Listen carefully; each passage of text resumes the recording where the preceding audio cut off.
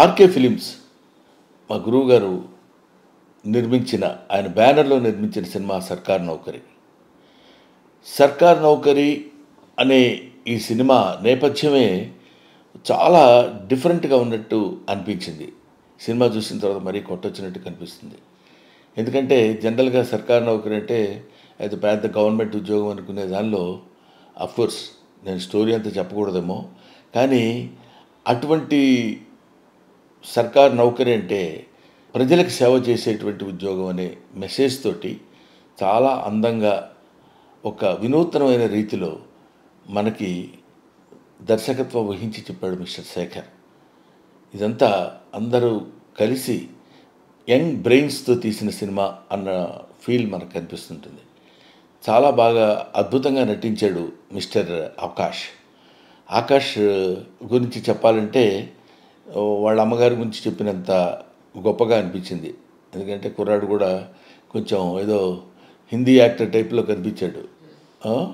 ఆ తర్వాత వాళ్ళ మదర్కి ఎంత పేరు వచ్చిందో అంతకంటే మించిన పేరు రావాలని ఆకాష్కి ఆ భవిష్యత్తు ఉండాలని భగవంతుని ప్రార్థిస్తున్నాను. అతను హీరోగా మంచి స్టఫ్ మెటీరియల్ ఉన్న మనిషి అని ఫీలింగ్ నాకు ఈ సినిమా చూసిన తర్వాత అనిపించింది.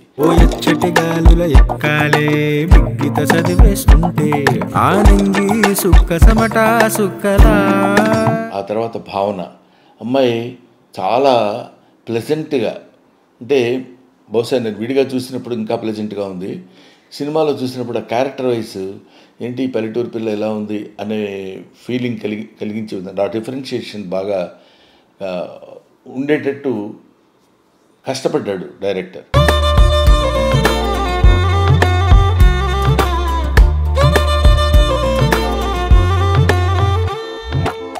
So these main pillars of this film is Raghavendra Rao గారు, శేఖర్, ఆకాష్ అండ్ భావన. వీళ్ళతోటి సరే సపోర్టింగ్ ఆర్టిస్టులు చాలామంది ఉండొచ్చు.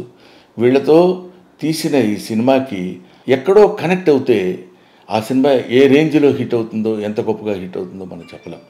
అందువల్ల అలాంటి దీనిలో హిట్ అవడానికి ఉండేటువంటి అంశాలు ఈ సినిమాలో ఉన్నాయన్న భావన నాకు కలిగింది.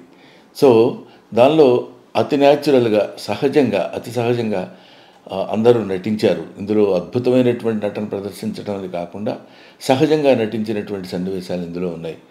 మనతో పాటు మనం ఈ సినిమాతో పాటు నడుస్తున్నట్టు, సినిమాతో పాటు మనం కలిసి తిరుగుతున్నట్టు ఉంటుంది తప్ప థియేటర్లో కూర్చొని మనం సినిమా చూస్తున్న ఫీలింగ్ లేకుండా ఒక అద్భుతమైన రీతిలో దర్శకత్వం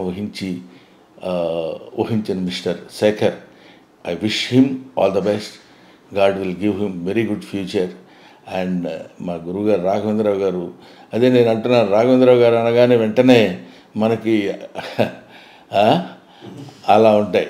కానీ అవన్నీ లేకుండా రాఘవేంద్రరావు గారి స్టైల్కి భిన్నంగా మరి కుర్రాడు ఎలా ఒప్పించగలిగాడో నాకు తెలియదు. కానివ్వండి, రాఘవేంద్రరావు గారు అంటే మనకి గుర్తొచ్చే విధమైనది ఈ మధ్య కుర్రకారికి తెలిసి ఉండొచ్చు. కానివ్వండి, ఆయన ఫస్ట్ ఫిలిం జ్యోతి, ఆ సినిమా నాకు తెలుసు.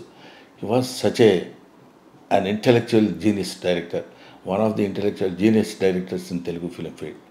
So anyway, ఆయన ప్రొడక్ట్ చేసే ఈ సినిమా, శేఖర్ దర్శకత్వం వహించిన ఈ సినిమా, ఆకాష్ అండ్ భావన హీరోయిన్లుగా నటించిన ఈ సినిమా సూపర్ డూపర్ హిట్ కావాలని మనస్ఫూర్తిగా కోరుకుంటూ థ్యాంక్ యూ.